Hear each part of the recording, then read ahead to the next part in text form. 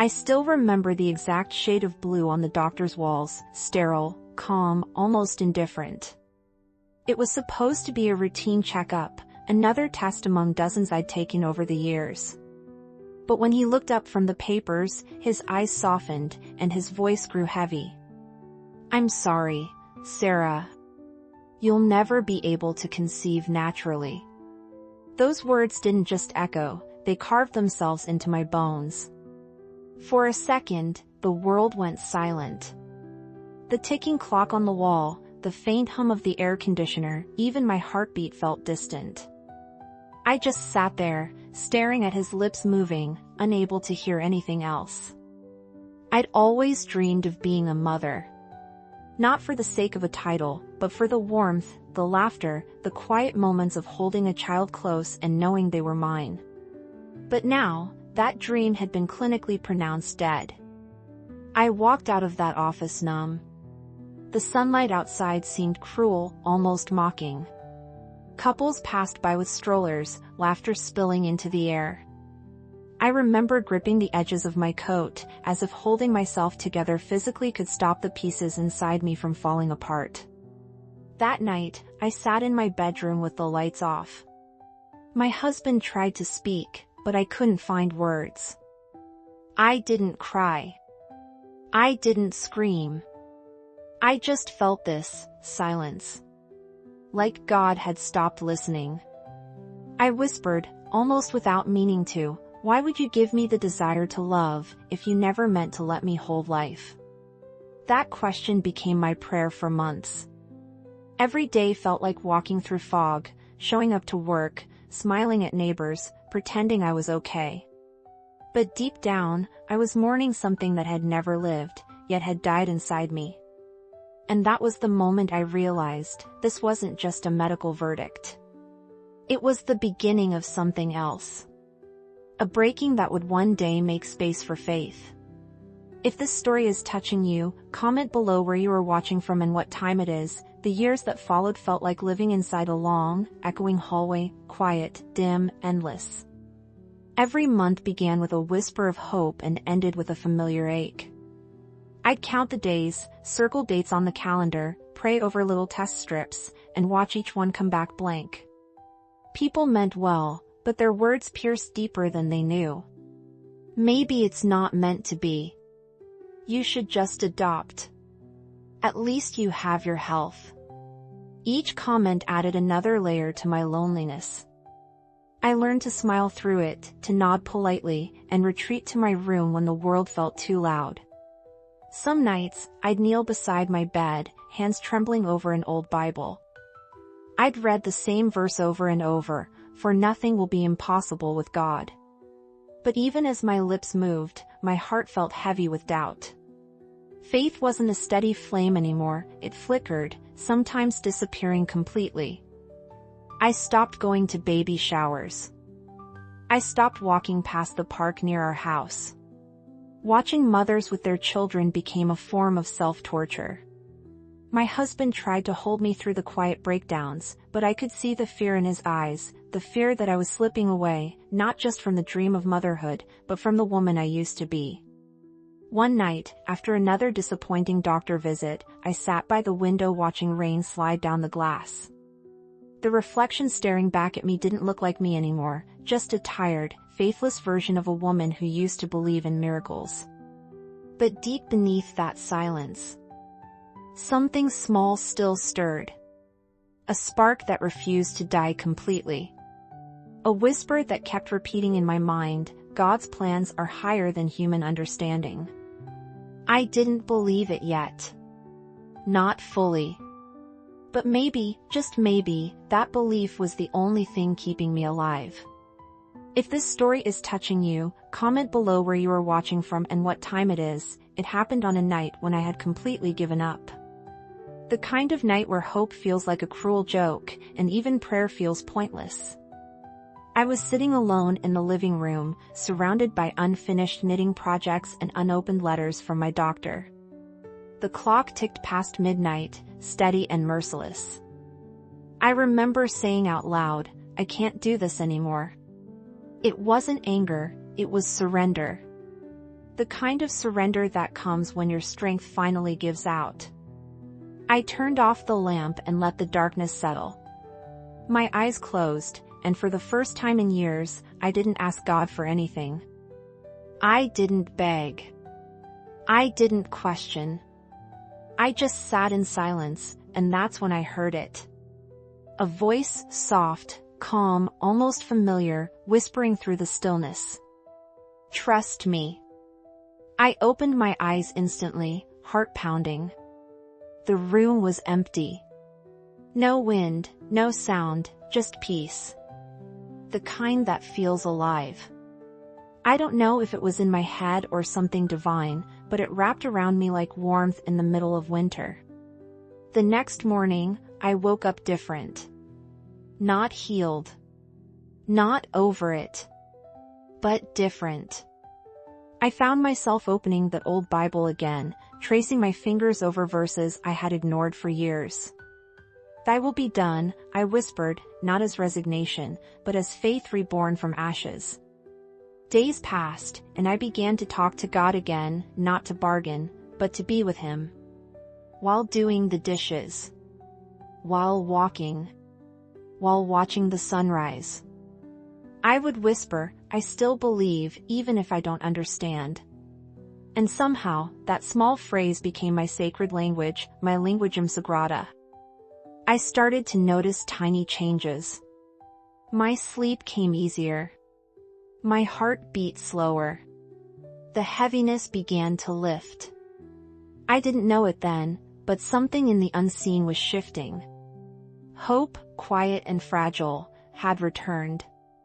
And for the first time in a long time, I allowed myself to imagine the impossible again.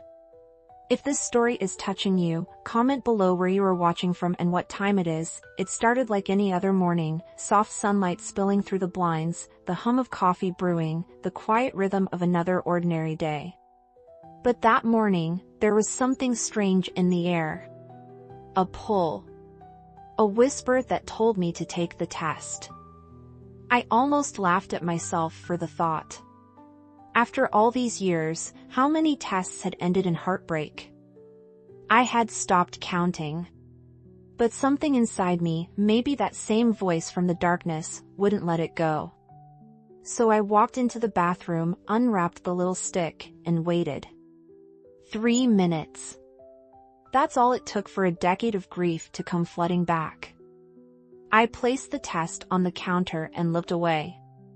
I didn't even want to see the result. My hands were shaking. My eyes blurred with tears I didn't even know were there. And then, I looked. There it was. A second line. Faint, but undeniably real. My breath caught in my chest. I blinked, once, twice, thinking maybe the light was playing tricks on me. But it didn't fade. It stayed. I fell to the floor, clutching the test to my chest, sobbing, but this time, it wasn't from pain. It was disbelief. Wonder.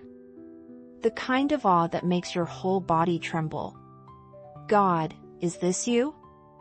I whispered through tears. Every voice that had said impossible vanished in that instant. Every cold hospital hallway, every sterile diagnosis, gone. When I called my husband, my voice barely came out. I think I'm pregnant. He didn't believe me at first. Who would? But when he saw the test, he dropped to his knees beside me, crying harder than I'd ever seen. We stayed there on the bathroom floor, wrapped in silence, knowing we were standing in the middle of a miracle, one no doctor, no logic, no science could explain. That day became the line dividing before and after. Before the miracle, a life of waiting. After the miracle, a life forever changed. Because the unseen enemy, doubt, fear, logic itself, had just been defeated. By something no human could measure. Faith. If this story is touching you, comment below where you are watching from and what time it is. The joy of those first few weeks was unlike anything I had ever felt, fragile, pure, and terrifying all at once. Every morning, I'd wake up and press my hand against my stomach, whispering, "Please stay."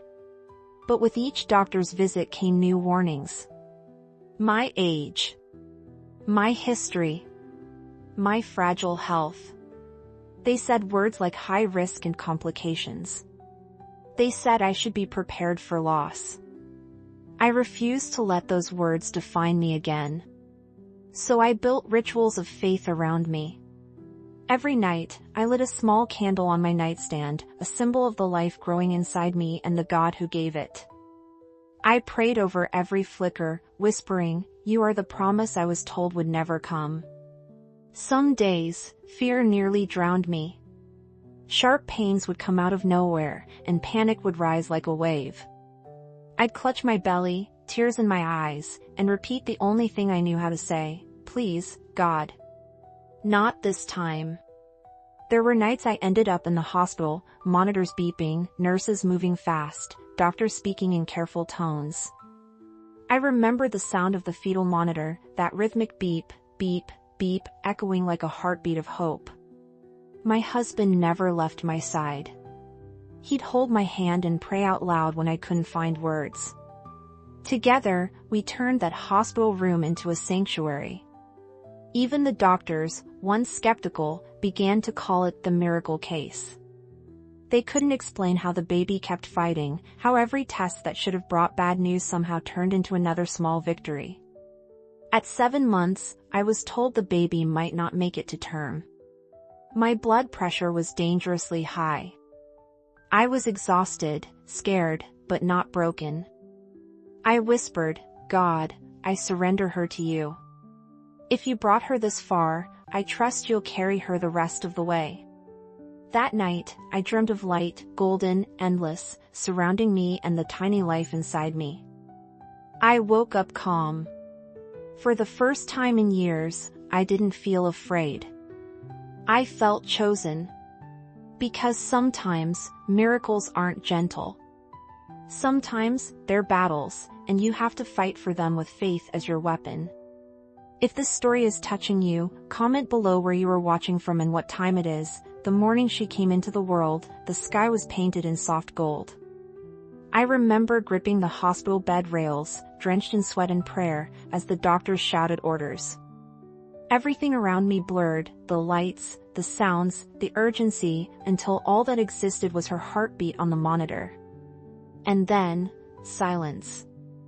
A moment that stretched into eternity. I couldn't breathe.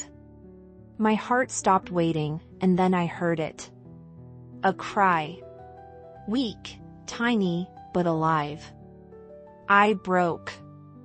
I wept so hard the nurse had to steady me. When they placed her in my arms, her skin against mine felt like sunlight made flesh. I whispered, over and over, "You're real, you're real." I had imagined that moment 1,000 times, but nothing could have prepared me for it. Her fingers curled around mine, fragile but determined, just like her mother. As I looked at her, the words of every doctor, every doubter, every cold diagnosis melted away. I understood now. God had never abandoned me. He had been working in silence, shaping the impossible into existence. For 9 months, I carried more than a child. I carried faith. And now, holding her, I realized this wasn't the end of my story. It was the beginning of a promise fulfilled. In the following weeks, people came to see her, friends, neighbors, even one of the doctors who had once told me conception was medically impossible. He held her gently and shook his head in disbelief. "I can't explain it," he said softly. I smiled, tears glistening. That's because it was never meant to be explained. At night, when I rocked her to sleep, I'd whisper our story to her, not the pain, but the miracle. I wanted her to know that she wasn't an accident. She was a divine intention. And as I stared at her tiny face, I realized that miracles don't always come when we beg for them. Sometimes, they arrive long after we've stopped asking, in the quiet after surrender. Because faith doesn't always move fast. Sometimes, it waits, and when it moves, it changes everything. If this story is touching you, comment below where you are watching from and what time it is. It's been years now, and every time I hold her hand, I'm reminded that my story was never about infertility, it was about faith learning to breathe again. I used to think miracles were events. But now I know, they are relationships. They're the bond between pain and purpose, between fear and surrender. People still ask me, how did you keep believing when everything said it was over? I tell them the truth, I didn't. Faith didn't survive because I was strong. It survived because God never let go, even when I did. There's a sacred rhythm in how He works, first the breaking, then the silence, then the whisper, and finally, the bloom. And every time I watch my daughter run through the sunlight, her laughter echoing through the house, I hear that same whisper again, trust me. That's all it ever took. One whisper strong enough to silence a lifetime of doubt. If you're hearing this story today and you've been told something is impossible, remember this, your story isn't over. The God who wrote mine is still writing yours. Because sometimes, when the world says never, He smiles and says, watch me.